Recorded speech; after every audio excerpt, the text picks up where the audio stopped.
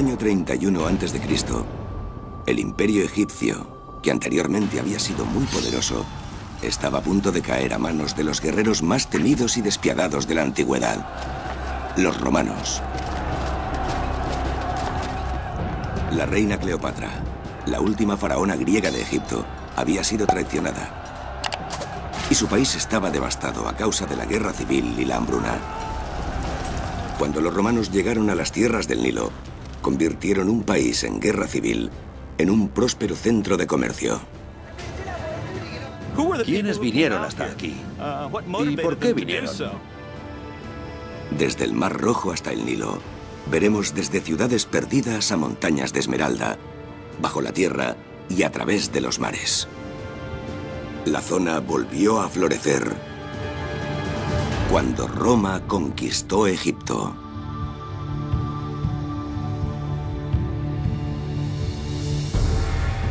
Los acontecimientos históricos que dieron lugar a estos hechos comenzaron en el año 51 a.C.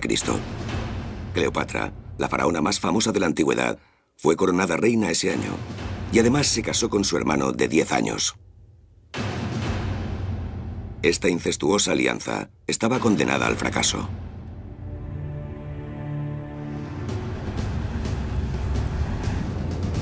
Steve Sidebotham, arqueólogo, explorador y aventurero, lleva 20 años intentando recomponer la historia de Roma y Egipto.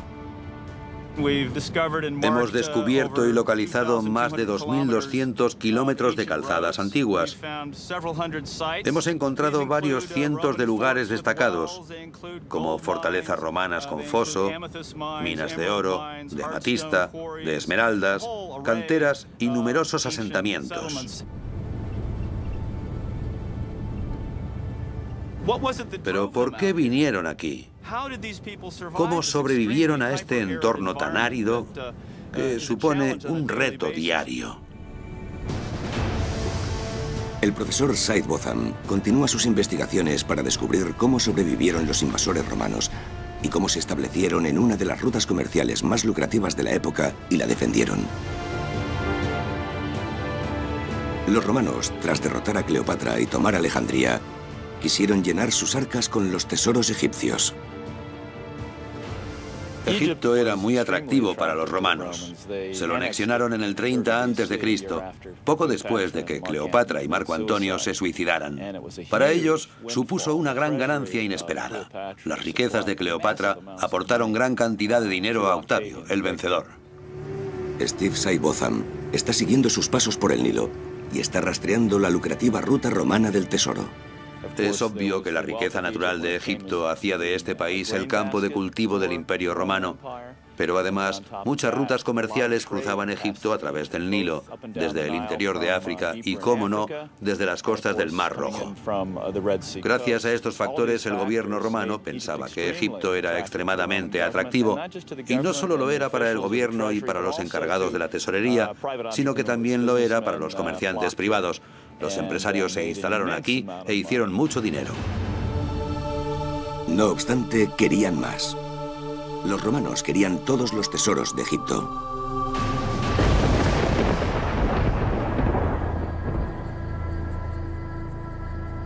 Hace 2000 años, los monumentos de los faraones ya eran antiguos. El templo más grande y magnificente de Egipto, el templo de Karnak, tenía ya más de 1600 años. El general germánico, príncipe del Imperio Romano e hijo adoptivo del emperador Tiberio, llevó a su ejército hasta el templo.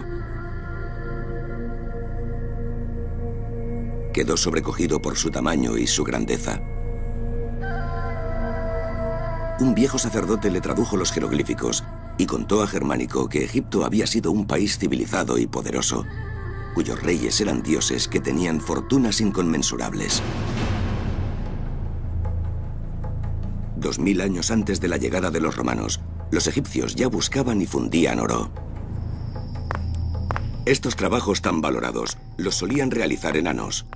Los faraones les tenían en alta estima y ocupaban puestos de importancia en la corte. Eran sirvientes, artesanos y joyeros. Tal y como se indica en esta ilustración de una tumba real, el tratamiento del oro se realizaba en secreto. Primero se machacaban las rocas que contenían el oro. Luego la roca desmenuzada y el oro se extendían en un vellón de carnero que después se lavaba. Así las partículas más ligeras se desprendían de la lana y las de oro, que pesaban más, quedaban prendidas y podían recogerlas. Este podría ser el origen de la leyenda del vellocino de oro. Los romanos se hicieron con el control de las minas de oro de Egipto e incrementaron inmediatamente su productividad y sus beneficios. Todo el oro se enviaba a la tesorería del Imperio Romano.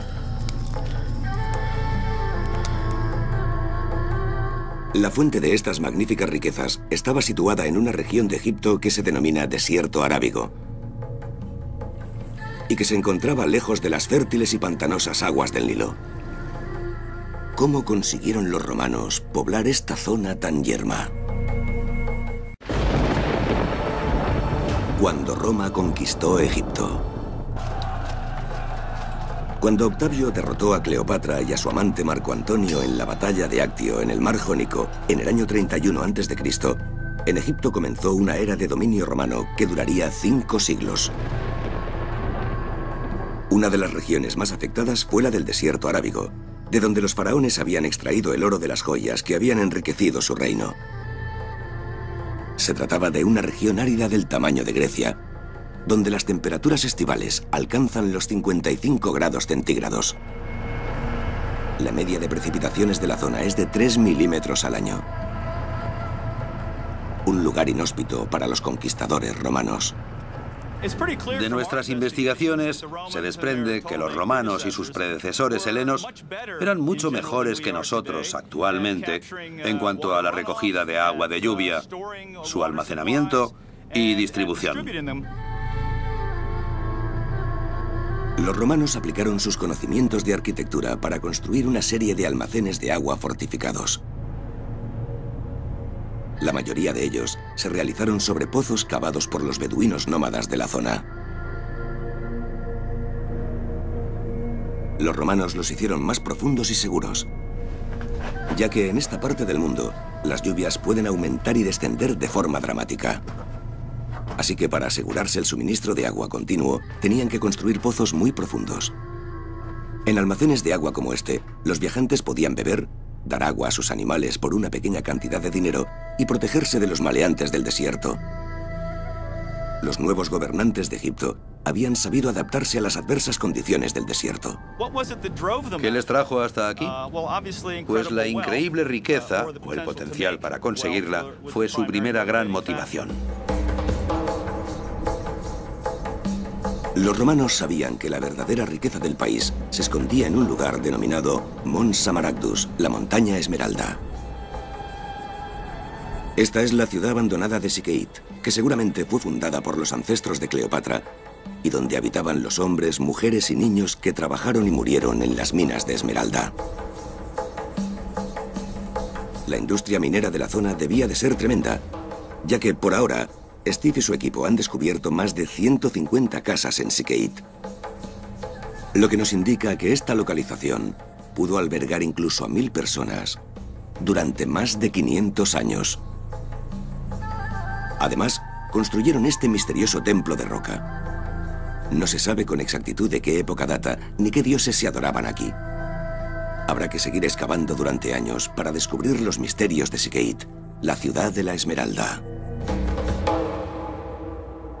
Las esmeraldas, igual que todas las piedras preciosas y semipreciosas, eran decorativas. La gente quería tenerlas, sobre todo las mujeres, en los collares, los pendientes y en las joyas, para mostrarlas, para demostrar que tenían buenos medios económicos. La primera prueba que tenemos de que este lugar se llamó Mons Samaragdus, que en latín es montaña esmeralda, proviene de fuentes romanas. No tenemos información anterior al siglo I a.C. de que se explotaran estas minas, ni de que se llamaran Mons Samaragdus. La información aparece en el siglo I después de Cristo, y además se indica que no solo la cueva, sino toda la zona alrededor, donde se extraía la esmeralda, se denominaba Mons Samaragdus. Lo interesante es que esta zona era el único lugar donde se extraían esmeraldas dentro de las fronteras del Imperio Romano. Se sabe que había minas en Austria, pero al parecer no se explotaron hasta después de la caída del Imperio Romano. No tenemos constancia, o al menos hay muy poca, de que los romanos supieran de la existencia de los diamantes o los rubíes, así que esta debía de ser una de las gemas más codiciadas del Imperio Romano. Y por eso este lugar estuvo activo durante como mínimo 500 años para producir gemas que se consumían en grandes cantidades, suponemos que en todo el Imperio Romano. Sería interesante saber si estas esmeraldas se exportaban más allá de las fronteras del Imperio, si las consumían los vecinos de la zona norte del imperio, los bárbaros, o los vecinos persas del este, o si estas otras gentes tenían otras fuentes a mano.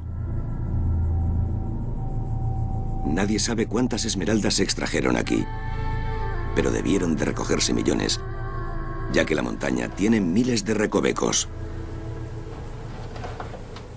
En las profundidades de las montañas del desierto arábigo, Steve desciende a una de las minas de esmeralda con la arqueóloga británica Katie Hirst. Han venido a ver cómo extrajeron los romanos millones de esmeraldas durante cientos de años. Estoy avanzando con el estómago pegado al suelo. Alguien que coma mucho no podría trabajar aquí. Sí. Mira esto. ¿Qué has encontrado? Mira. ¿Qué has encontrado? Mira. Vaya. Estas estrechas fisuras se excavaban a mano. Llega incluso más allá. Los mineros rompían la piedra que contenía las esmeraldas con herramientas de metal muy básicas. Sí, mira estas marcas de aquí. Están por todas partes. Vaya. Se ven las marcas de los cortes hechos con los picos de metal. Sí. Imagínate todo el trabajo que hicieron para abastecer a las mujeres de Roma. Sí. Para sus collares y sus joyas. Sí. Mira el brillo de esta roca tan antigua. ¿Son las esmeraldas o...? Mica. Mica. Y la esmeralda estaría aquí. Mira, se me queda el polvillo brillante en la mano. Sí. Dios mío, mira esto. ¿Te imaginas esto con la luz de un candil? Haría mucho humo. Sí. Entre la mala calidad del aire y el humo de los candiles, debía de ser horrible. Vamos por aquí abajo. Igual podemos. Quizá. Cuidado, cuidado. Estoy bien, estoy bien. Vaya. ¿Qué? Menos mal que me he caído. Hay unos cuantos fragmentos de una ánfora aquí abajo. Ten cuidado. Sí. Mira ¿Qué has esto, encontrado? mira esto. Mira. ¿Qué has encontrado? Madre mía, mira. ¿Es una jarra? Es la parte superior de una ánfora. Todavía tiene un asa, Es ¿ves? fantástico. ¿A qué es genial? La última persona que usó esto estuvo aquí hace 1500 o 2000 años. Mira, ¿a qué es bonita? Mucho. Sí. Esta pieza de barro, este ánfora rota, debió de contener el agua de alguno de los mineros romanos. Se le debió de romper y la abandonó aquí hace 2000 años. Vamos allá. Hay un hueco muy estrecho. ¿Qué hay ahí abajo? Mira, se ve que el techo se ha caído. Dios sabe cuándo. Imagínate la gente que habrá muerto aquí. Sí. No sabemos si llevaban la cuenta de los fallecimientos que se producían y los heridos que salían de las minas. ¿Tú crees que las mujeres de Roma sabían el esfuerzo que...? Estoy seguro de que no. No tenían ni idea. Mira esto de aquí arriba. Las huellas que dejaron los mineros están por todas partes. Mira, parece que aquí hicieron como unas agarraderas. Unas agarraderas, sí, sí. Para las manos o para los pies. Mira, Sí. han cortado por aquí y por aquí. Y seguramente por ahí arriba para poder apoyar la mano o el pie y conseguir llegar allí. Yo también los habría puesto ahí, sí. Sí, exacto. Se nos anticiparon en todo. Lo que no sé es qué tipo de persona trabajaría en un sitio así. Según lo que tenemos entendido, los trabajos los elegían libremente, ¿verdad? ¿Ah, sí? Igual les pagaban mucho más que a todos los demás. Creo que esto se termina aquí. Sí. Igual deberíamos darnos la vuelta. Vaya, mira aquí abajo. ¿Qué? Mira, ¿Qué? Parecen restos de una cesta. ¿La ves? ¿En serio? Mira allí abajo. Dios mío, sí. ¿Llegaremos? ¿Llegas? Puedo intentarlo yo. ¿Quieres intentarlo tú? Podemos sacarla y verlo a la luz. ¿Podemos hacer eso? Sí. Vale. Dios, qué mal huele. Sí, aquí ya huele mal y ahí debe de ser peor. ¿El ambiente es tan seco? ¿Sí? Que las cosas se conservan bien. Sí. Es una cesta preciosa. ¿Llegas a por ella? La toco, pero no sé si podré cogerla sin romperla. ¿En serio? Hay muchas piedras. Entonces, ¿la dejamos? Creo que no nos queda otra. Bueno, es mejor dejarla que romperla. Sí. Y es una buena sorpresa encontrar algo así y saber que la última persona que la tocó antes que tú fue un romano.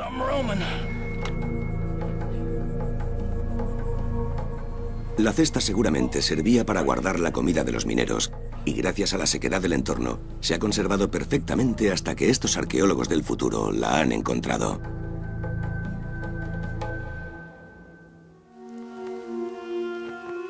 En la antigüedad, las esmeraldas se denominaban el fuego verde.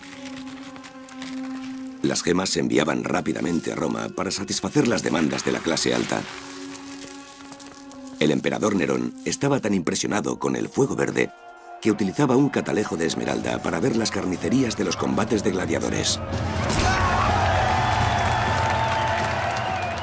Con el mercado de mercancías egipcias bajo control, los romanos siguieron construyendo ciudades en el desierto según iban avanzando. Estos lugares estaban fortificados y llevan mucho tiempo abandonados, por eso siguen siendo un misterio sin resolver. ¿Quiénes vivían aquí y por qué estaban las ciudades tan protegidas? ¿A quién temían los romanos?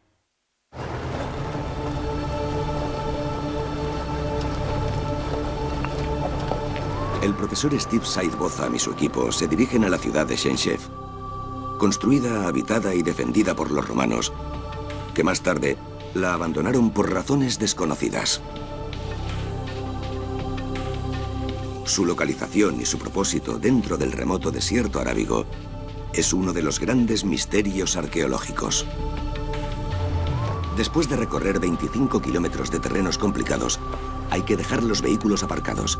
Con la ayuda de los locales beduinos Sababda, siguen la ruta a pie. Así es como debían entrar y salir de Shenshef los romanos, recorriendo un sendero montañoso bajo temperaturas de hasta 50 grados. Steve solo ha excavado la superficie de Shenshef, pero hay algo que está claro. La gente que vivía aquí era pudiente. Lo sabemos por el tamaño, el estilo y la construcción de las casas. Pero ¿por qué vivían aquí? Es obvio que no hay ninguna fuente de agua en la zona. Solo con ver cómo hace el café Mohamed te das cuenta de lo escasa que es el agua aquí. Sí, es obvio. Valora cada gota. ¿En la época de los romanos también era así? Sí, era muy seco. ¿Era tan árido? Según los estudios de las precipitaciones que he visto, esta zona siempre ha sido muy seca. La lluvia era muy escasa y la mayoría... ¿Y sigue siéndolo? Sí, es escasa. Casi siempre hay que buscarla bajo tierra. Supongo que hacían pozos aquí, en la cuenca del Wadi. Steve y su equipo han realizado un estudio sobre Shenshef y han descubierto unas 200 casas y 500 tumbas que datan del siglo III después de Cristo. En las excavaciones preliminares en los vertederos de basura, descubrieron bienes lujosos y entre ellos un zafiro tallado. Pero el mayor de los misterios sigue siendo por qué este lugar estaba tan bien protegido, ya que en una situación privilegiada, en la cima de un monte, hay una fortaleza romana. Vista desde arriba, tiene la forma del agujero de una cerradura y es único en el Egipto romano. Subir a la fortaleza es arriesgado, incluso con el escalador Trevor Masaya de guía. Bien, chicos, empecemos a subir. Hay algunas secciones con mucha pendiente. Tened cuidado de no pisar rocas sueltas para que no caigan a los demás y para no caeros vosotros.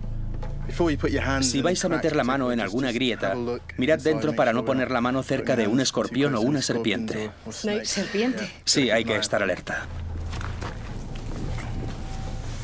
Los escorpiones y las serpientes venenosas son endémicos en el desierto arábigo, pero la mayor amenaza aquí es la deshidratación. En una ardua escalada, con temperaturas de más de 50 grados, hay que beber al menos 2 litros de agua por hora. Aunque también hay otros peligros. ¡Cuidado abajo!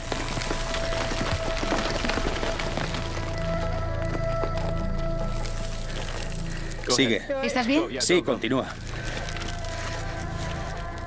La vida de los soldados romanos que vigilaban Chernyshev y tenían que subir comida y bebida aquí debió de ser muy dura. Entonces, ¿no sabes cuánto tiempo pasaban aquí, Steve? A veces venían 3 meses, otras veces 9 y otras hasta 18 meses. ¿18 meses? Sí. Tras una larga y calurosa escalada, Steve y Katie entran por lo que antaño fue la puerta principal de la fortaleza. Madre mía. Sí. Menuda vista. Es una vista increíble del Mar Rojo. Queda inmediatamente claro por qué los romanos eligieron esta cima. Hay una vista panorámica de 360 grados, perfecta para divisar cualquier ataque enemigo proveniente de cualquier flanco. Pero la razón por la que los romanos decidieron levantar otra fortaleza en un pico cercano y unirla a esta mediante 2 muros sigue siendo un misterio. Es la única fortaleza que hemos encontrado en la zona con estas características, ya que los 2 extremos donde están las fortalezas están en 2 cimas y el camino entre ellas está conectado por 2 muros paralelos. Es raro, ¿no? Es muy raro, sí, no lo entiendo. Supongo que desde aquí ves el valle y desde allí Sí. ves lo demás abajo.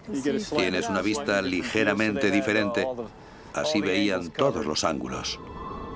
Hasta que se realicen más excavaciones, Chernyshev seguirá escondiéndonos sus secretos. Los romanos se dirigieron al este, hacia los desiertos de Egipto, y solo se detuvieron al llegar a Berenice, también llamado Berenice, en la orilla del Mar Rojo. Cuesta imaginar que Berenice fuera una ciudad en auge, uno de los lugares comerciales más lucrativos del mundo antiguo. Ahora ha sido un punto de referencia para las expediciones que ha realizado Steve en los últimos 20 años.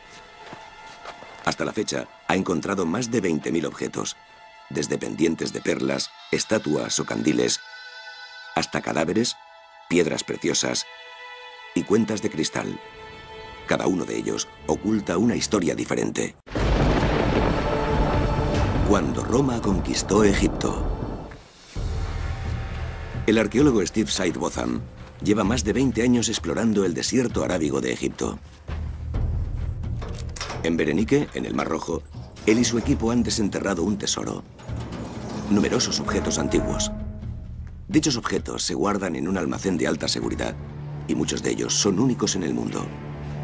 Entre ellos hay unas inscripciones de gran tamaño pertenecientes a una fortaleza derruida. Esta está dedicada al emperador Vespasiano. También hay objetos más cotidianos como ánforas para el ubicuo vino que servía para todo o vasijas contenedoras de aceites. Los recipientes suelen encontrarse en pedazos, aunque en Berenice la cerámica rota también es importante. Tenemos literalmente cientos de trozos como este, denominados óstraca, y como se puede ver, son trozos de cerámica rota que utilizaban las gentes de la antigüedad para escribir con tinta negra. La mayoría de los que hemos encontrado en Berenice contienen informes. Son listados de la gente que pasaba por la aduana, sus nombres. En muchos casos conocemos los nombres y también indican lo que llevaba cada persona, el número de ánforas llenas de vino, aceite y demás líquidos. Reflejan a la perfección el tipo de comercio que se llevaba a cabo en el puerto. Y como es obvio, sabemos que la gente que escribió esto y la gente sobre la que se escribe eran comerciantes y querían hacer dinero. Pero ¿cómo podía un comerciante hacer dinero en uno de los lugares más remotos del imperio? Steve encontró la respuesta en uno de los edificios más antiguos e importantes de Berenice. Estoy sentado en lo que sería el templo de Serapis, en Berenice, que era el punto más alto de la ciudad. Una construcción prominente de piedra blanca que se veía a bastantes kilómetros a la redonda. Además, seguramente también era visible para los barcos del puerto. Se utilizó durante al menos 4 siglos, 400 años. Y durante ese tiempo, Cleopatra actuaba en Egipto, igual que Marco Antonio y Octavio. En el patio del templo, Steve realizó un descubrimiento que cambió nuestra visión del Imperio Romano para siempre. Encontramos algo increíble en el suelo del patio del templo de Serapis. Allí había enterradas 2 vasijas de barro gigantes y cuando las examinamos pensamos que había restos de carbón en el fondo. Pero al empezar a sacarlo, nos dimos cuenta inmediatamente de lo que era. Eran granos de pimienta negra y había 7,5 kilos de ellos en esta vasija. Se trata de la mayor cantidad de pimienta que se ha encontrado nunca en un yacimiento histórico del Imperio Romano. Pero, ¿por qué era tan importante la pimienta? Porque la pimienta no es originaria de Egipto ni de África. La pimienta crece en Asia, y más en concreto, en la parte occidental de la India. La vasija de pimienta que Steve encontró en el templo ofrece la prueba fehaciente de que los romanos habían conseguido navegar hasta el Océano Índico, más allá de los límites de su mundo.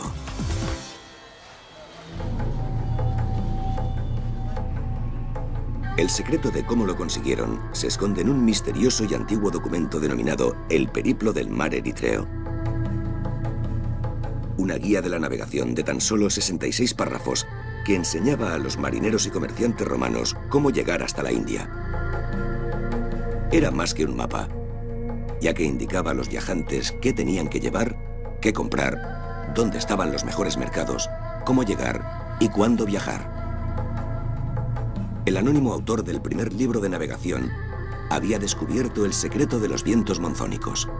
Si los barcos partían del Mar Rojo en septiembre y se dirigían al este, se encontrarían los vientos monzónicos en el sentido de las agujas del reloj, que provenían del Ecuador y les ayudarían a llegar a la India en tan solo 45 días.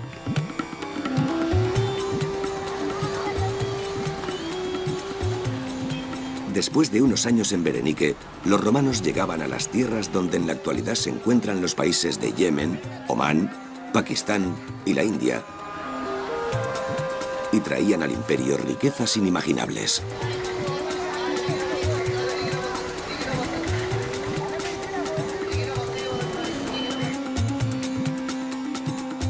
Berenice se convirtió en una ciudad concurrida, un mercado internacional, donde se podía vender y comprar de todo. Estamos en el centro de Berenice y estamos caminando por una de las calles principales de la ciudad. Es la calle más importante que cruzaba de este a oeste y unía el templo por la zona residencial y comercial con la basílica. Enterrado entre los edificios más antiguos de Berenice, Steve encontró un vertedero de basura ancestral debajo de lo que una vez fue la calle principal. Hay un fantástico almacén de información sobre los antiguos habitantes de Berenice. Es basura del 400 después de Cristo y a los arqueólogos nos encanta la basura. Somos amantes de la basura. Estos son minas de oro para los arqueólogos. Se puede encontrar gran variedad de objetos, desde cosas mundanas a objetos de lujo. Por ejemplo, acabamos de encontrar esta cuenta de collar. Se ve el agujero y seguramente está hecha con talco. Se ve que por arriba tiene forma de torre. Luego encontramos este maravilloso grafito que encontramos en una zanja en la zona y donde se ve un barco de vela. Como se puede observar, las velas están izadas, así que tiene el ancla echada. Esto lo hemos encontrado hace 10 minutos. Es una tapa para vasijas hecha de yeso y con unas letras griegas. Hasta ahora hemos encontrado escritos en 11 idiomas diferentes. En griego, latín, copto, que era el idioma que utilizaban los cristianos en Egipto, palmirano, que era un idioma hablado en Siria, brahmi, que era una lengua usada en el sur de la India, y prócrito. Tenemos una gran variedad de idiomas. Otra de las cosas que hemos encontrado en el vertedero han sido papiros. Este que tengo aquí es una reproducción del que tenemos en el almacén en Coptos. Fue escrito por una mujer cuyo nombre era Hecani Y en él escribe a su hijo. Le dice algo que cualquier madre podría decirle hoy a su hijo. Hace tiempo que no sé de ti. Te he escrito muchas cartas, pero sigo sin saber de ti. ¿Qué haces? ¿Por qué no me escribes? Tu madre. Estos vertederos son almacenes increíbles de historias personales de gente. De algunos sabemos el nombre porque lo pone, pero otros son completamente anónimos. Estos retratos del siglo III, excavados en una región de Egipto donde la población también era de clase alta, podrían darnos una idea de cómo era la gente de Berenike. Los retratos se hacían en vida, y los retratados llevaban sus joyas y sus mejores galas, y se ve que formaban parte de una sociedad feliz, acaudalada y boyante. Ellos eran los comerciantes que negociaban con la gente del este y traían al imperio grandes cantidades de pimienta, especias e incienso, ya que en Roma había gran demanda de estos bienes. Con regularidad llegaban barcos repletos de incienso y mirra provenientes de Yemen y Omán. El emperador Nerón, que había asesinado a su madre y había dado una paliza de muerte a su mujer embarazada, sentía tanto remordimiento que utilizó el incienso de un año en el funeral de su esposa Popea. La embalsamaron con él, la lavaron con él y también llenaron su féretro con él. Las plañideras, que llevaban cada una máscara de Popea, quemaron el resto. La acuciante decadencia de Roma cada vez necesitaba más los cargamentos de especias e incienso de Oriente. Y durante un corto periodo de tiempo, en el siglo I, la pimienta valía más que su peso en oro. Los primeros siglos de la era cristiana fueron testigo de la edad de oro de Berenike. Cargamentos de vino romano, algodón egipcio, vidrio y cobre zarpaban del puerto en dirección a los lucrativos mercados de Oriente. Y los barcos volvían con regularidad, repletos de valiosas especias e incienso. Pero no siempre llegaban con facilidad hasta el puerto. El Mar Rojo que baña Berenike es peligroso, ya que esconde afiladas barreras de coral bajo la superficie que esperan tranquilas y en cualquier momento pueden cortar los bajos de un barco que navegue demasiado cerca. Solo se han encontrado algunos de los barcos naufragados. Sin embargo, según un submarinista de la zona, a 16 kilómetros de las costas de Berenike, hay uno que podría ser un barco romano de camino a la India o que volvía de allí.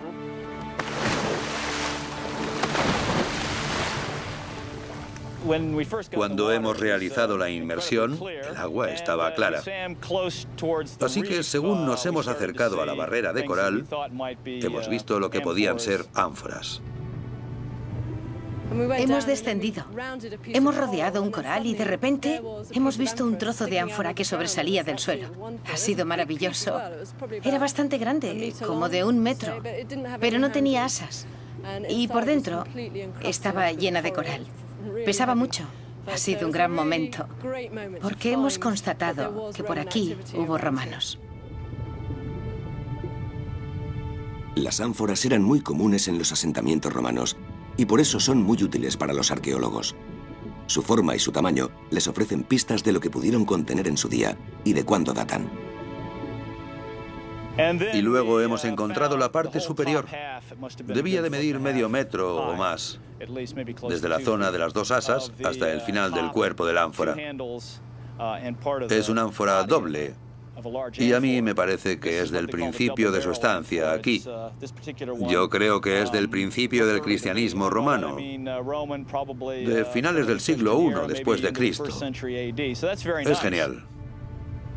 Pero esto no significa que aquí haya un buque naufragado. Un barco romano con un cargamento de ánforas pudo haber encallado en el arrecife y en un intento de soltar lastre podrían haber tirado por la borda los recipientes más pesados. Pero entonces encontraron otro tipo de cerámica. Hemos encontrado cuencos y bandejas que son el tipo de objetos que podrían haber utilizado la tripulación o los pasajeros para comer. Estas eran las pruebas que llevaban tanto tiempo buscando. Un barco en peligro no habría tirado por la borda cuencos y bandejas para soltar lastre. Así que estamos ante un buque naufragado. No obstante, hubo barcos suficientes que arribaron a puerto como para que los mercaderes de Berenike consiguieran grandes riquezas. Los romanos habían inventado la economía global. Comerciaban a escala mundial. Los romanos conocían muy bien la globalización y el multinacionalismo o las sociedades multiétnicas. No se trata de algo que hayamos inventado nosotros en los siglos XX y XXI. Si nos fijamos en el tamaño de su imperio, que iba desde Escocia hasta Basora, en Irak, veríamos que hoy se tardaría 7 horas en recorrerlo en avión. Era un imperio multinacional. Estaba compuesto por cientos o miles de diferentes grupos étnicos, gente con distinta religión, diferentes costumbres y diversas lenguas. Así que durante más de 500 años, los comerciantes romanos de Berenike prosperaron. Pero el imperio romano prosperó aún más, porque todos los habitantes del imperio aportaban beneficios, ya fuera en aranceles, impuestos o peajes. Cruzar el desierto desde el Mar Rojo al Nilo tenía su precio. Un precio que se estableció aquí, en el arancel de Coptos. Una lista de impuestos del año 90 después de Cristo, donde se indica el precio que tenían que pagar las personas y los objetos que éstas quisieran introducir en el desierto. Un burro, que era un animal muy típico para el transporte de la época, pagaba el equivalente a unos 18 euros. La esposa de un soldado que cruzara el desierto para ver a su marido pagaba unos 75 euros. Un artesano pagaba unos 150 euros y solo para que nos hagamos una idea de cómo era la vida en el desierto, las prostitutas pagaban la desorbitada suma de unos 2.000 euros. Nadie escapaba a los impuestos. Para cruzar el desierto arábigo eran necesarias como mínimo 2 semanas, dependiendo de las temperaturas y el tamaño de la caravana. Las caravanas seguían un camino marcado que unía a Berenike con Coptos, en el Nilo. Aquí todavía hay huellas de la gente que viajó por ese sendero, pero hay que saber encontrarlas.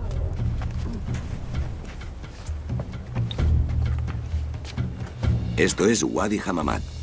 Estamos a medio camino entre el Mar Rojo y el Nilo. Es una cantera creada por los faraones para abastecerse de roca para sus templos.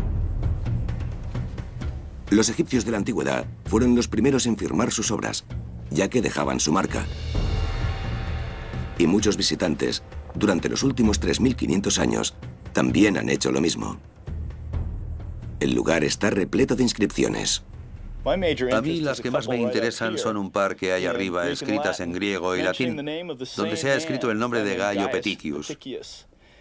Según inscripciones que se han encontrado en Italia, esta familia estaba relacionada con el comercio. Y el hecho de que este nombre aparezca aquí, entre el Nilo y el Mar Rojo, indica que llegaron hasta la ruta comercial del Mar Rojo. También hay otros nombres interesantes. Esta de aquí arriba es una dedicatoria de un soldado que se llamaba Julius. La firman Julius el soldado y un amigo suyo que se llamaba Didamatos. ¿Y qué hacían estos hombres aquí escribiendo dedicatorias? Pues debían de estar relacionados con el comercio. Eran mercaderes, como Peticius o como en el caso de nuestro amigo Julius el soldado. Obviamente estaban relacionados con la protección de los comerciantes que viajaban entre el Nilo y el Mar Rojo. Una vez que cruzaba el desierto, la mercancía se cargaba en los barcos y se transportaba por el Nilo hasta Alejandría, la segunda ciudad más grande del Imperio Romano después de la propia Roma. Para los mercaderes, esta era la puerta hacia inimaginables riquezas.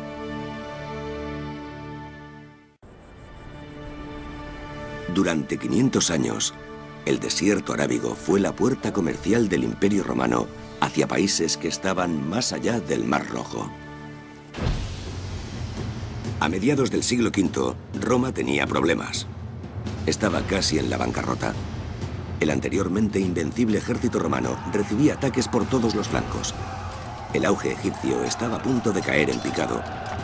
Y un nuevo enemigo proveniente del este estaba a punto de expulsar a Roma de Egipto para siempre. Durante 5 siglos, el Imperio Romano había explotado las riquezas naturales de Egipto. Florecieron las ciudades construidas con el dinero de las minas de oro y esmeralda en las áridas tierras del desierto arábigo. Los romanos ofrecían protección, agua, seguridad y la promesa de inimaginables fortunas. Ciudades como Berenike crecieron gracias a las especias importadas de Oriente. Y entre los comerciantes romanos se encontraban algunas de las familias más acaudaladas del mundo. Según numerosos documentos, sobre todo gracias a uno del siglo II después de Cristo, sabemos cómo era un cargamento concreto que venía de la India y contenía nardos, marfil y clavo. Pesaba unas 3,5 toneladas. Estaba valorado en unos 7 millones de dracmas, lo que ahora serían unos 150 millones de euros. El geógrafo romano Estrabón, que escribió su obra Geografía hace 2000 años, indica que 120 barcos, cada uno con 75 toneladas de carga, navegaban al año desde la India hasta el Mar Rojo. Esto nos demuestra que el comercio fue muy próspero y que duró varios siglos. Si hacemos el cálculo, la cantidad es impresionante. Si 3,5 toneladas suponían 155 millones de euros, entonces 120 barcos de 75 toneladas cada uno equivalían a cientos de miles de millones de euros al año. Y eso calculando a la baja, porque estamos limitando el número de barcos a 120 por año. Y estamos dando por sentado que su capacidad máxima era de 75 toneladas. Seguramente nos estemos quedando cortos. Hay que pensar que el gobierno recaudaba el 25% de esto en impuestos. Es decir, es increíble. Pero durante el siglo V, el auge se convirtió en declive. El río de oro se secó. El decadente Imperio Romano sufría ataques por todos los flancos. Debido a los sangrientos feudos familiares internos, el que una vez fue el gran Imperio Romano, ahora se estaba dividiendo. El comercio decayó y los barcos de Oriente dejaron de llegar a sus tierras. Berenike quedó poco a poco abandonada. Los edificios se derrumbaron y la arena cubrió la ciudad. Mientras Berenike abandonaba su estatus histórico, el Imperio Romano perdió el control de Egipto. En la batalla de Nikiou, en el año 646 después de Cristo, las tropas árabes invasoras rodearon Alejandría. Sitiados, los habitantes de Alejandría se vieron forzados a la lucha cuerpo a cuerpo, a un duelo a muerte, cuyo premio era su capital egipcia. El mejor guerrero alejandrino luchó contra su homólogo árabe. Y tras una ardua batalla, espada contra cimitarra, el alejandrino fue herido de muerte. El ejército árabe tomó la ciudad.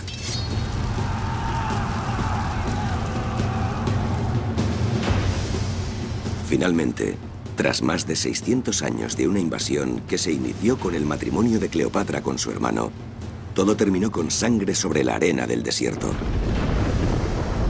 Los sucesores de los primeros invasores romanos se vieron obligados a entregar la llave del tesoro más lucrativo de la historia.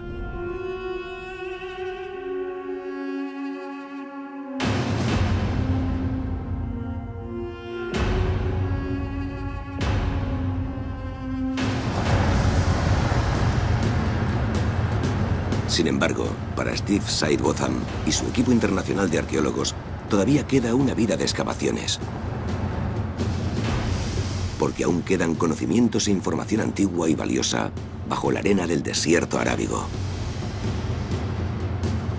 Puede que haya nuevos yacimientos y nuevas ciudades enterradas e historias escondidas de cuando Roma conquistó Egipto.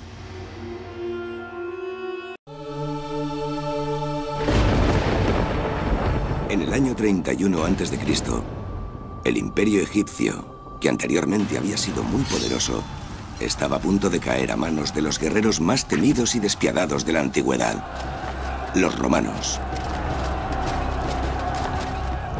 La reina Cleopatra, la última faraona griega de Egipto, había sido traicionada. Y su país estaba devastado a causa de la guerra civil y la hambruna. Cuando los romanos llegaron a las tierras del Nilo, convirtieron un país en guerra civil en un próspero centro de comercio. ¿Quiénes vinieron hasta aquí? ¿Y por qué vinieron? Desde el Mar Rojo hasta el Nilo, veremos desde ciudades perdidas a montañas de esmeralda, bajo la tierra y a través de los mares. La zona volvió a florecer cuando Roma conquistó Egipto.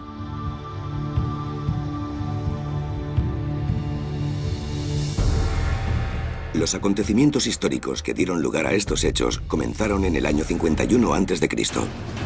Cleopatra, la faraona más famosa de la antigüedad, fue coronada reina ese año y además se casó con su hermano de 10 años. Esta incestuosa alianza estaba condenada al fracaso.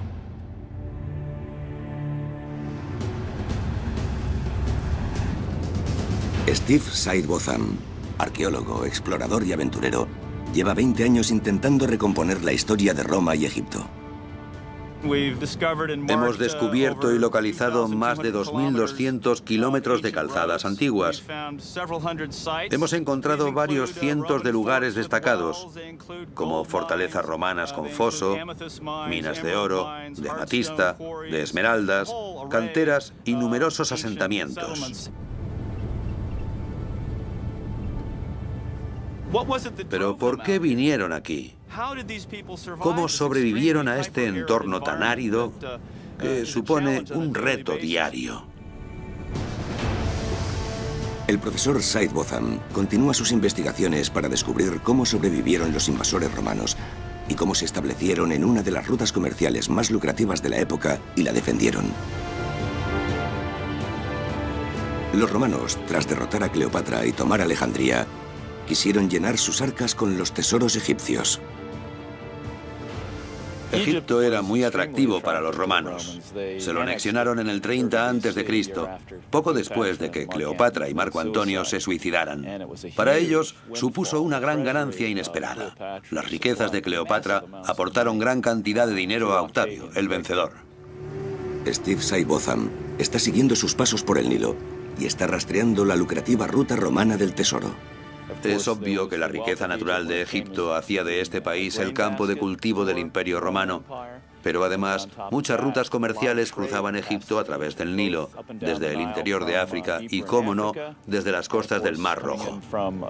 Gracias a estos factores, el gobierno romano pensaba que Egipto era extremadamente atractivo, y no solo lo era para el gobierno y para los encargados de la tesorería, sino que también lo era para los comerciantes privados. Los empresarios se instalaron aquí e hicieron mucho dinero. No obstante, querían más. Los romanos querían todos los tesoros de Egipto.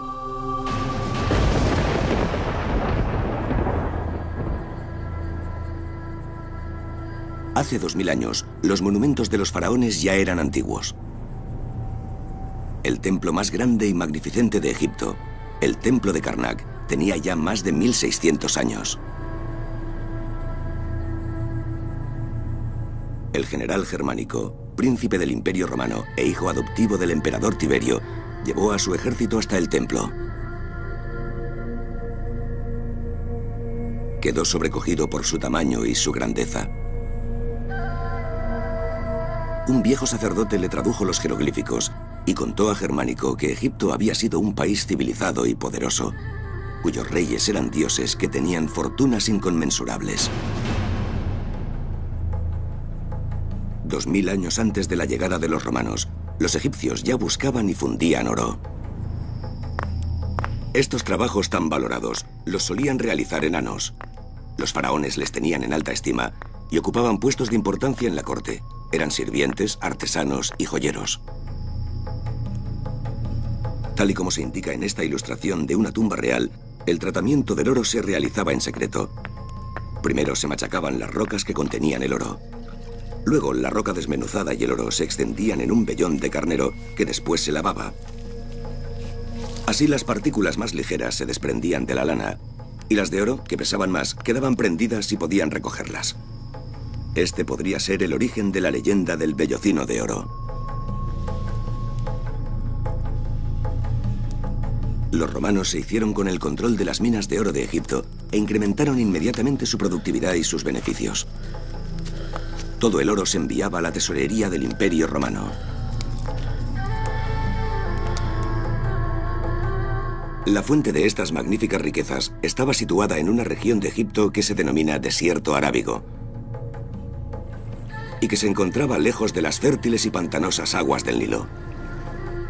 ¿Cómo consiguieron los romanos poblar esta zona tan yerma? Cuando Roma conquistó Egipto. Cuando Octavio derrotó a Cleopatra y a su amante Marco Antonio en la batalla de Actio en el mar Jónico en el año 31 a.C., en Egipto comenzó una era de dominio romano que duraría 5 siglos.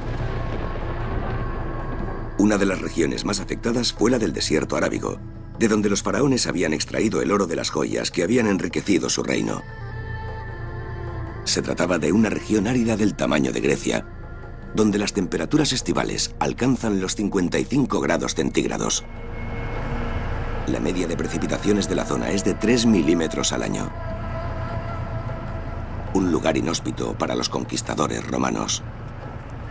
De nuestras investigaciones se desprende que los romanos y sus predecesores helenos eran mucho mejores que nosotros actualmente en cuanto a la recogida de agua de lluvia, su almacenamiento y distribución.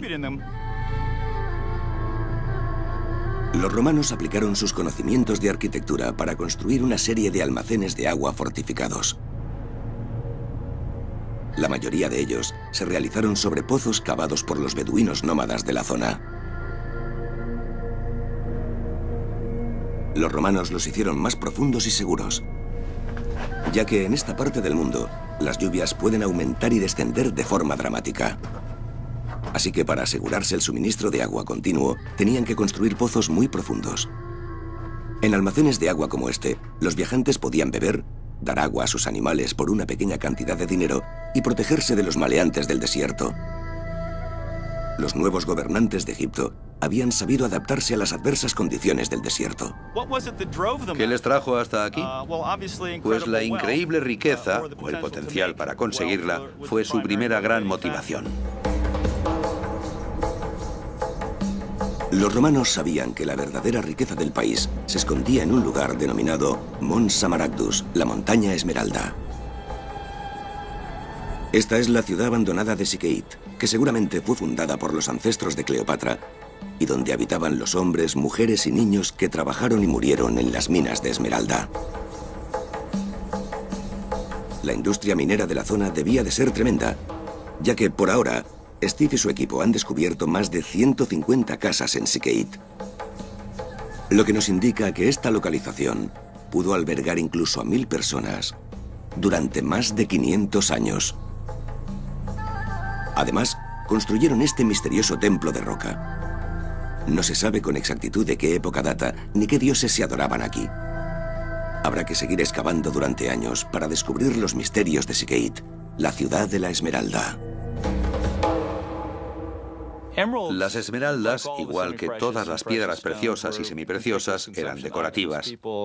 La gente quería tenerlas, sobre todo las mujeres, en los collares, los pendientes y en las joyas, para mostrarlas, para demostrar que tenían buenos medios económicos.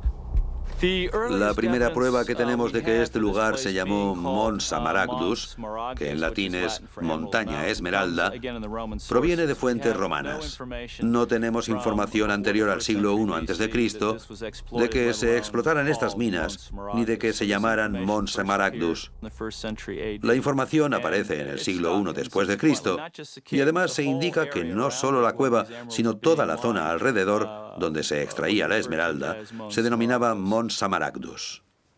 Lo interesante es que esta zona era el único lugar donde se extraían esmeraldas dentro de las fronteras del Imperio Romano. Se sabe que había minas en Austria, pero al parecer no se explotaron hasta después de la caída del Imperio Romano. No tenemos constancia, o al menos hay muy poca, de que los romanos supieran de la existencia de los diamantes o los rubíes, así que esta debía de ser una de las gemas más codiciadas del Imperio Romano. Y por eso este lugar estuvo activo durante como mínimo 500 años para producir gemas que se consumían en grandes cantidades, suponemos que en todo el Imperio Romano. Sería interesante saber si estas esmeraldas se exportaban más allá de las fronteras del Imperio, si las consumían los vecinos de la zona norte del imperio, los bárbaros, o los vecinos persas del este, o si estas otras gentes tenían otras fuentes a mano. Nadie sabe cuántas esmeraldas se extrajeron aquí, pero debieron de recogerse millones, ya que la montaña tiene miles de recovecos.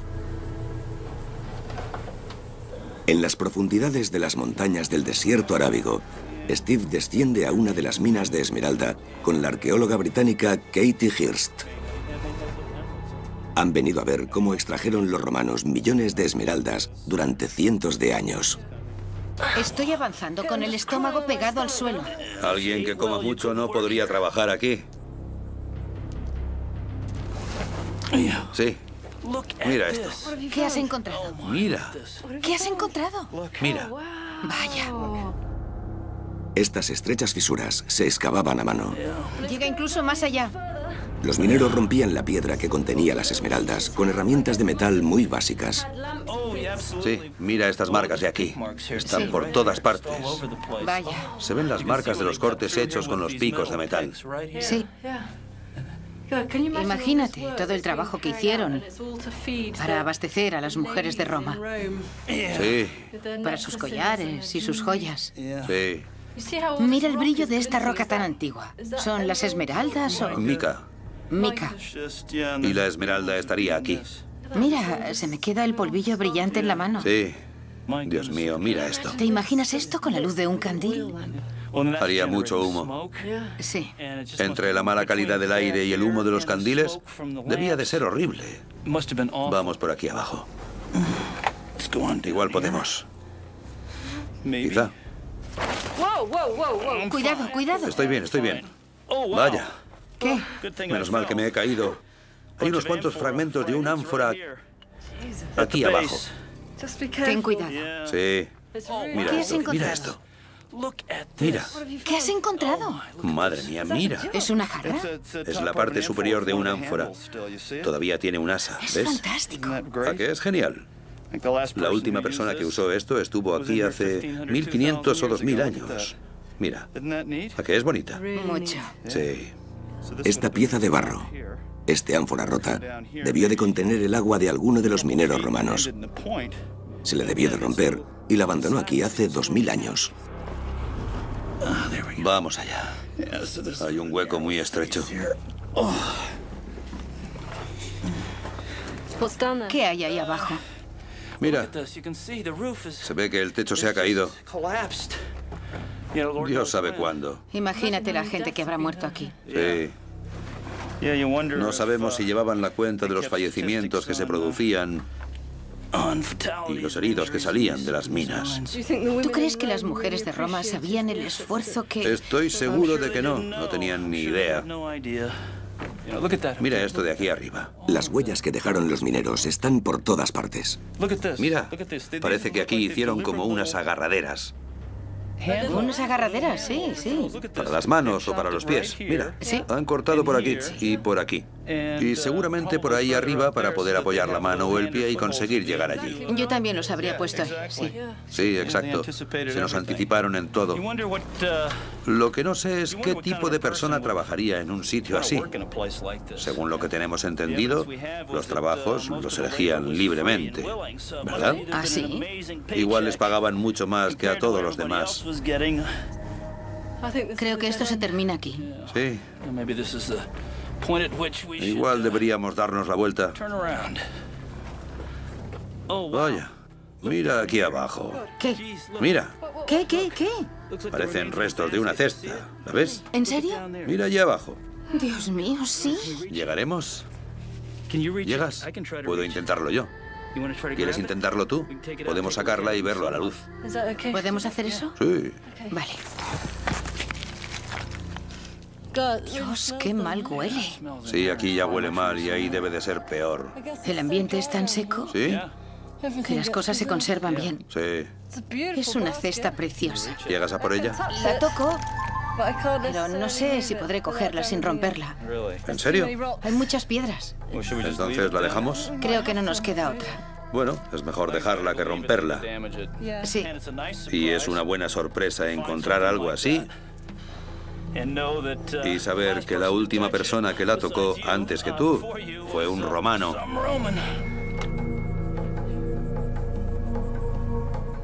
La cesta seguramente servía para guardar la comida de los mineros y gracias a la sequedad del entorno se ha conservado perfectamente hasta que estos arqueólogos del futuro la han encontrado.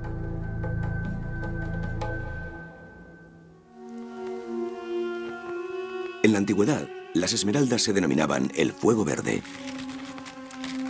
Las gemas se enviaban rápidamente a Roma para satisfacer las demandas de la clase alta. El emperador Nerón estaba tan impresionado con el fuego verde que utilizaba un catalejo de esmeralda para ver las carnicerías de los combates de gladiadores. Con el mercado de mercancías egipcias bajo control, los romanos siguieron construyendo ciudades en el desierto según iban avanzando.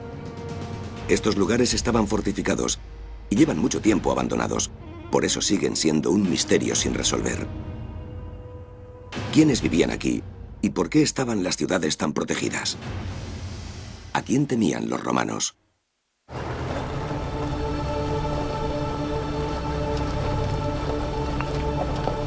El profesor Steve Said Botham y su equipo se dirigen a la ciudad de Shenshef, construida, habitada y defendida por los romanos, que más tarde la abandonaron por razones desconocidas. Su localización y su propósito dentro del remoto desierto arábigo es uno de los grandes misterios arqueológicos.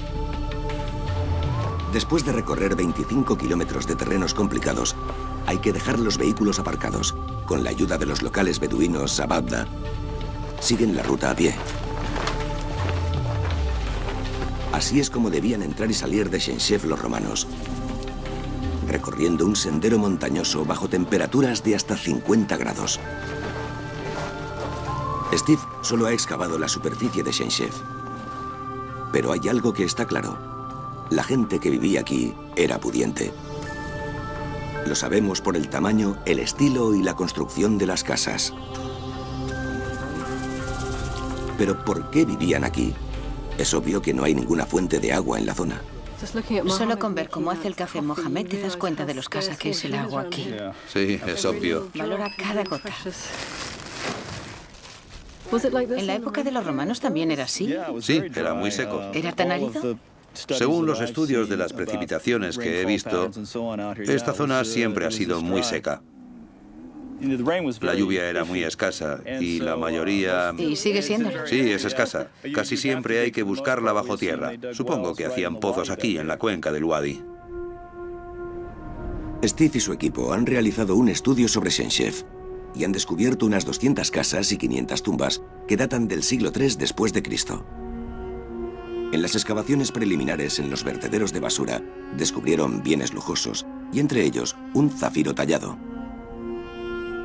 Pero el mayor de los misterios sigue siendo por qué este lugar estaba tan bien protegido, ya que en una situación privilegiada, en la cima de un monte, hay una fortaleza romana.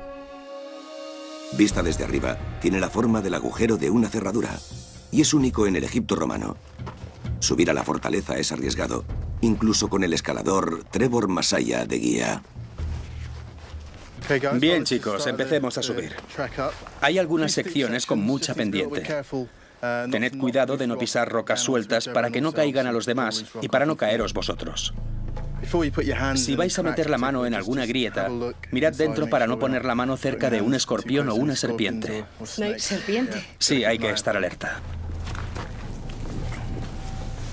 Los escorpiones y las serpientes venenosas son endémicos en el desierto arábigo, pero la mayor amenaza aquí es la deshidratación. En una ardua escalada, con temperaturas de más de 50 grados, hay que beber al menos 2 litros de agua por hora. Aunque también hay otros peligros. ¡Cuidado abajo!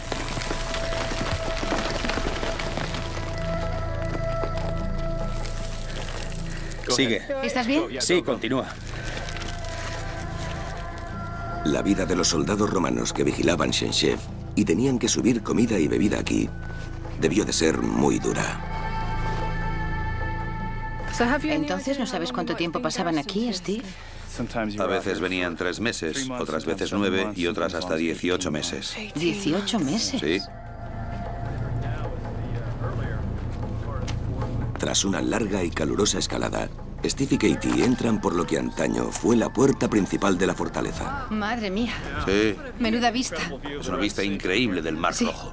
Queda inmediatamente claro por qué los romanos eligieron esta cima. Hay una vista panorámica de 360 grados perfecta para divisar cualquier ataque enemigo proveniente de cualquier flanco. Pero la razón por la que los romanos decidieron levantar otra fortaleza en un pico cercano y unirla a esta mediante 2 muros sigue siendo un misterio.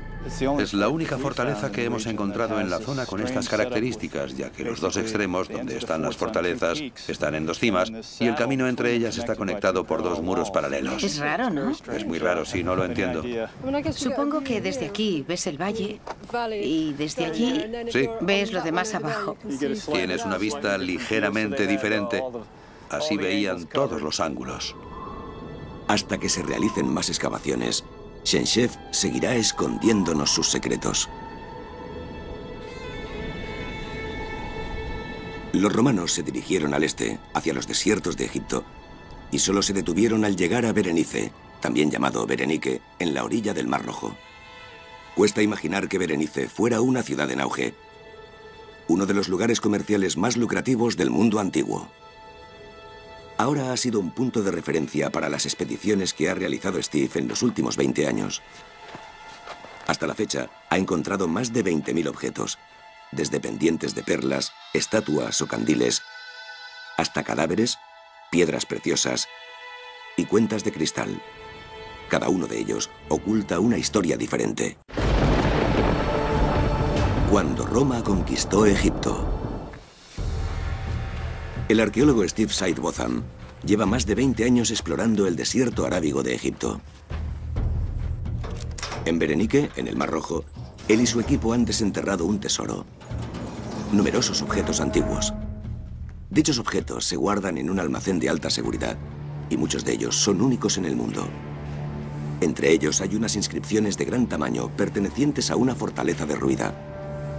Esta está dedicada al emperador Vespasiano. También hay objetos más cotidianos, como ánforas para el ubicuo vino que servía para todo, o vasijas contenedoras de aceites.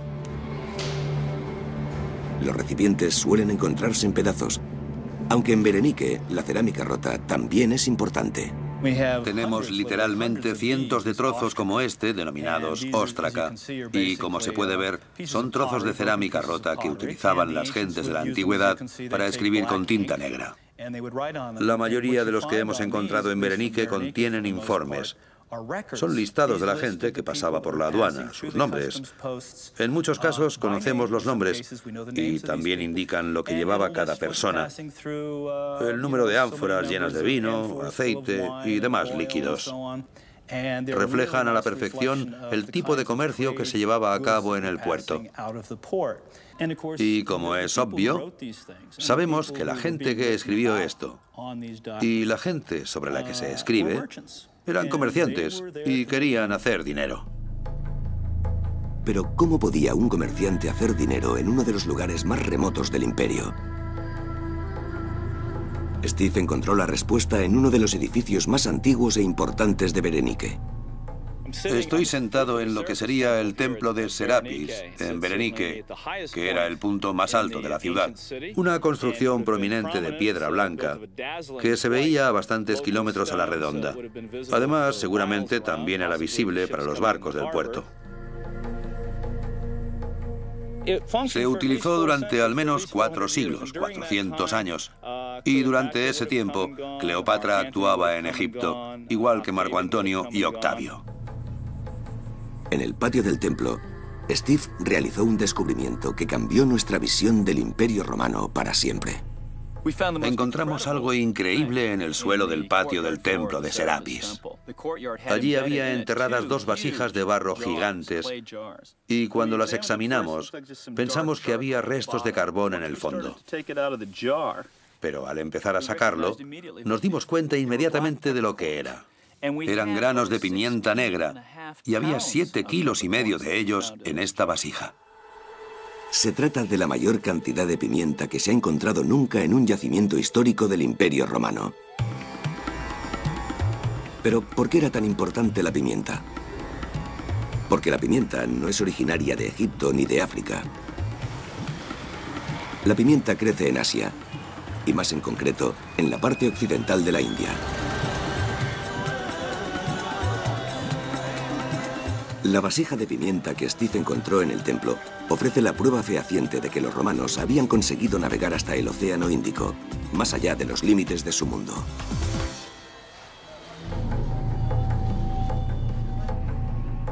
El secreto de cómo lo consiguieron se esconde en un misterioso y antiguo documento denominado El Periplo del Mar Eritreo.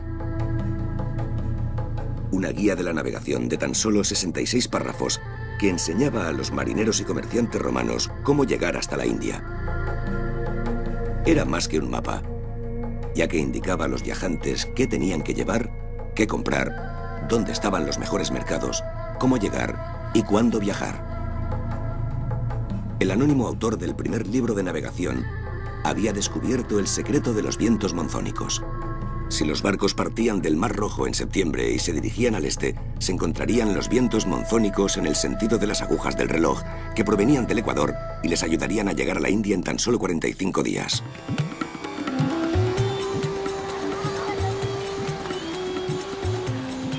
Después de unos años en Berenice, los romanos llegaban a las tierras donde en la actualidad se encuentran los países de Yemen, Omán, Pakistán y la India, y traían al imperio riquezas inimaginables.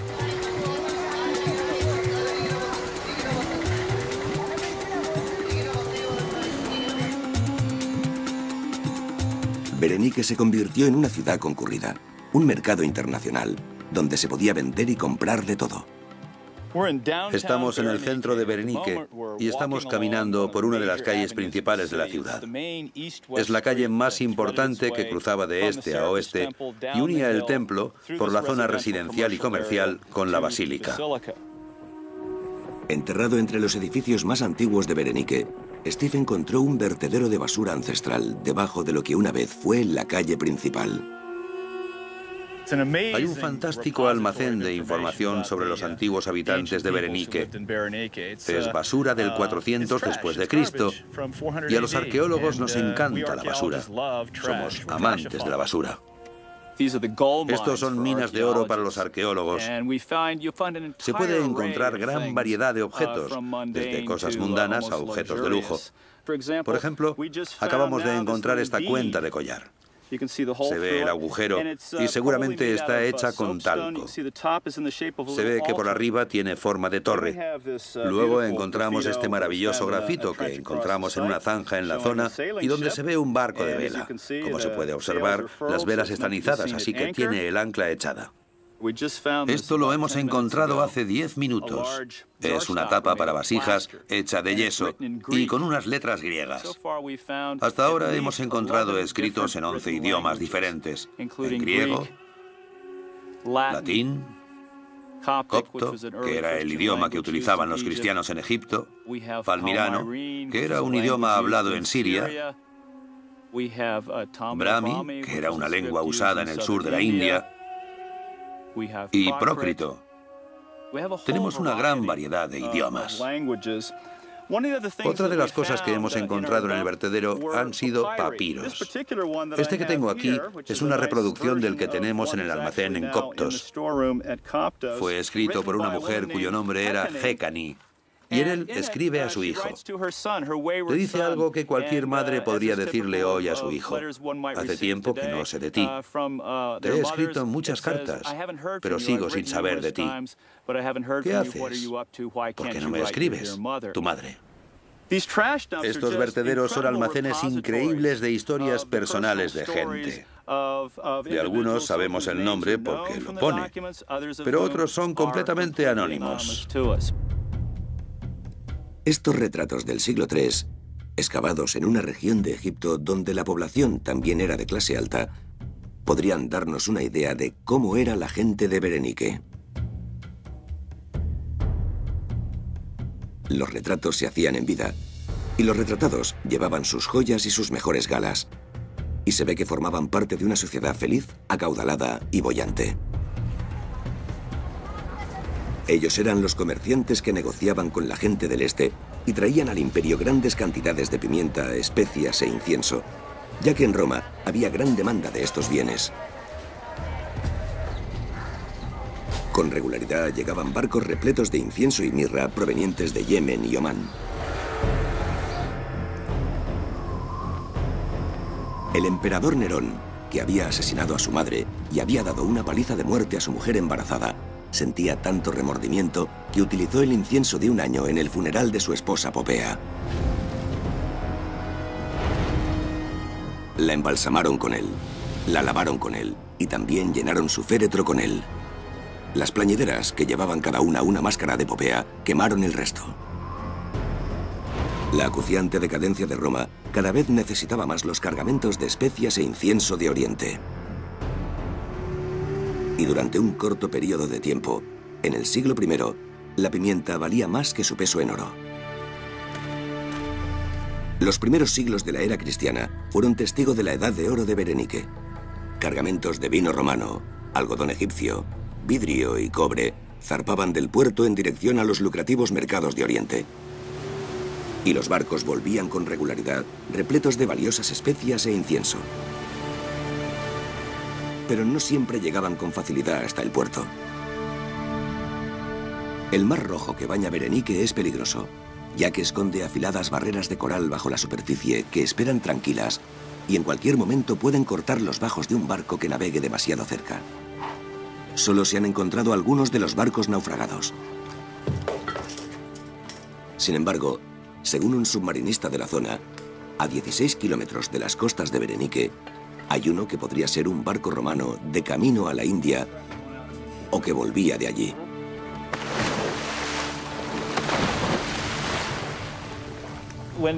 Cuando hemos realizado la inmersión, el agua estaba clara. Así que, según nos hemos acercado a la barrera de coral, hemos visto lo que podían ser ánforas. Hemos descendido. Hemos rodeado un coral y de repente hemos visto un trozo de ánfora que sobresalía del suelo. Ha sido maravilloso.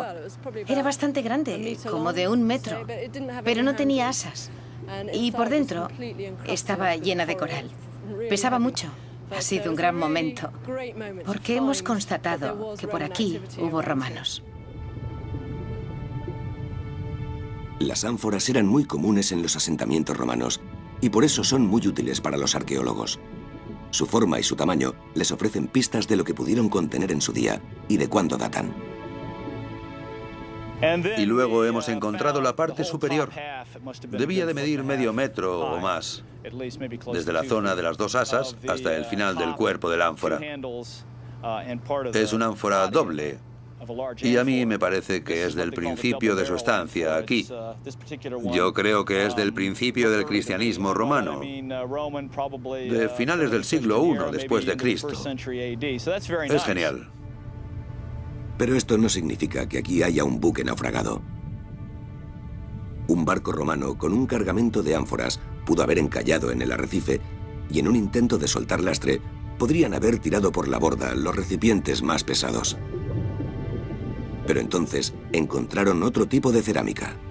Hemos encontrado cuencos y bandejas que son el tipo de objetos que podrían haber utilizado la tripulación o los pasajeros para comer. Estas eran las pruebas que llevaban tanto tiempo buscando. Un barco en peligro no habría tirado por la borda cuencos y bandejas para soltar lastre. Así que estamos ante un buque naufragado. No obstante, hubo barcos suficientes que arribaron a puerto como para que los mercaderes de Berenice consiguieran grandes riquezas. Los romanos habían inventado la economía global. Comerciaban a escala mundial. Los romanos conocían muy bien la globalización y el multinacionalismo o las sociedades multiétnicas. No se trata de algo que hayamos inventado nosotros en los siglos XX y XXI. Si nos fijamos en el tamaño de su imperio, que iba desde Escocia hasta Basora, en Irak, veríamos que hoy se tardaría 7 horas en recorrerlo en avión. Era un imperio multinacional. Estaba compuesto por cientos o miles de diferentes grupos étnicos, gente con distinta religión, diferentes costumbres y diversas lenguas. Así que durante más de 500 años, los comerciantes romanos de Berenice prosperaron. Pero el imperio romano prosperó aún más, porque todos los habitantes del imperio aportaban beneficios, ya fuera en aranceles, impuestos o peajes. Cruzar el desierto desde el Mar Rojo al Nilo tenía su precio, un precio que se estableció aquí, en el arancel de Coptos. una lista de impuestos del año 90 después de Cristo, donde se indica el precio que tenían que pagar las personas y los objetos que éstas quisieran introducir en el desierto. Un burro, que era un animal muy típico para el transporte de la época, pagaba el equivalente a unos 18 euros. La esposa de un soldado que cruzara el desierto para ver a su marido pagaba unos 75 euros. Un artesano pagaba unos 150 euros y solo para que nos hagamos una idea de cómo era la vida en el desierto, las prostitutas pagaban la desorbitada suma de unos 2.000 euros. Nadie escapaba a los impuestos. Para cruzar el desierto arábigo eran necesarias como mínimo 2 semanas, dependiendo de las temperaturas y el tamaño de la caravana. Las caravanas seguían un camino marcado que unía a Berenice con Coptos, en el Nilo. Aquí todavía hay huellas de la gente que viajó por ese sendero, pero hay que saber encontrarlas.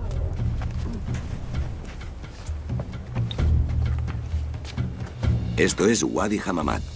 Estamos a medio camino entre el Mar Rojo y el Nilo. Es una cantera creada por los faraones para abastecerse de roca para sus templos.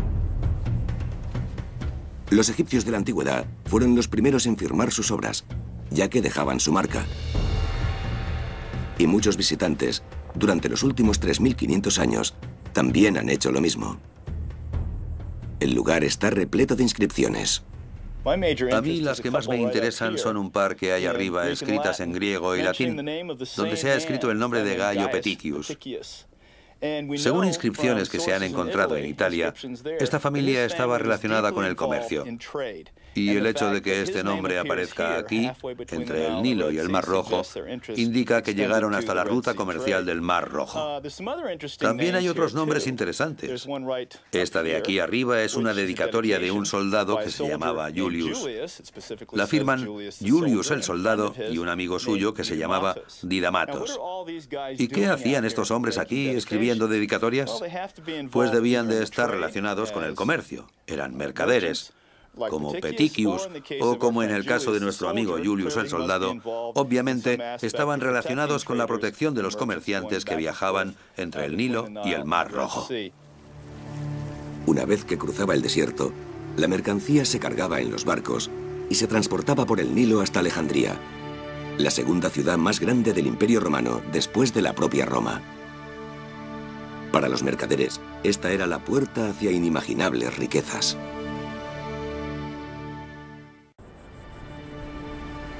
Durante 500 años, el desierto arábigo fue la puerta comercial del Imperio Romano hacia países que estaban más allá del Mar Rojo. A mediados del siglo V, Roma tenía problemas. Estaba casi en la bancarrota. El anteriormente invencible ejército romano recibía ataques por todos los flancos. El auge egipcio estaba a punto de caer en picado. Y un nuevo enemigo proveniente del este estaba a punto de expulsar a Roma de Egipto para siempre. Durante 5 siglos, el Imperio Romano había explotado las riquezas naturales de Egipto. Florecieron las ciudades construidas con el dinero de las minas de oro y esmeralda en las áridas tierras del desierto arábigo. Los romanos ofrecían protección, agua, seguridad y la promesa de inimaginables fortunas. Ciudades como Berenice crecieron gracias a las especias importadas de Oriente. Y entre los comerciantes romanos se encontraban algunas de las familias más acaudaladas del mundo.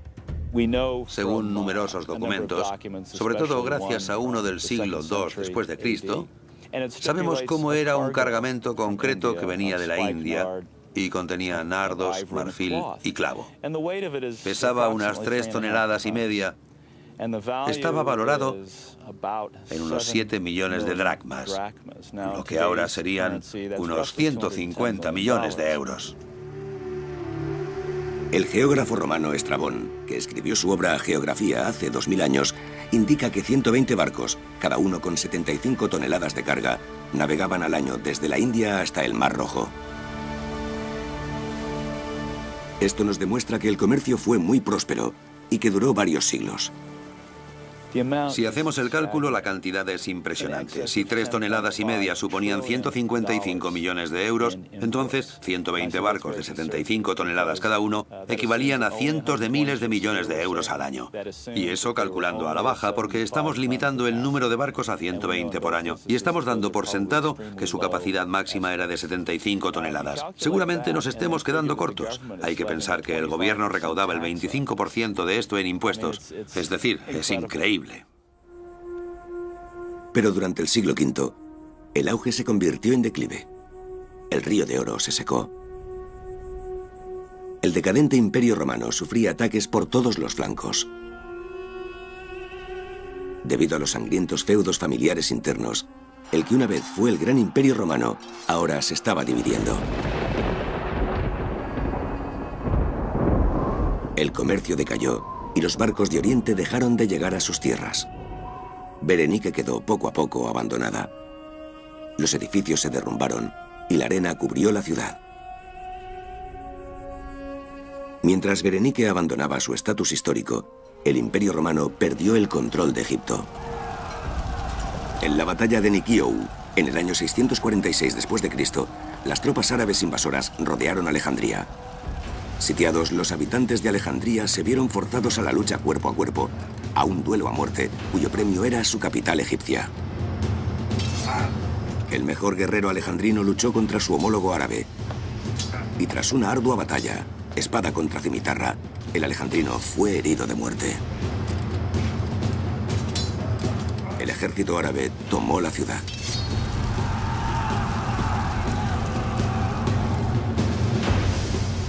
Finalmente, tras más de 600 años de una invasión que se inició con el matrimonio de Cleopatra con su hermano, todo terminó con sangre sobre la arena del desierto. Los sucesores de los primeros invasores romanos se vieron obligados a entregar la llave del tesoro más lucrativo de la historia.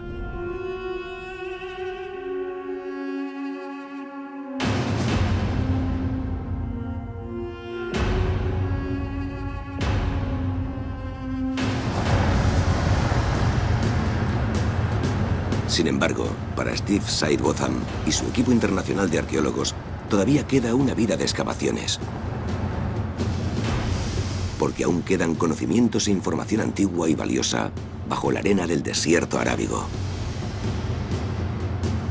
Puede que haya nuevos yacimientos y nuevas ciudades enterradas e historias escondidas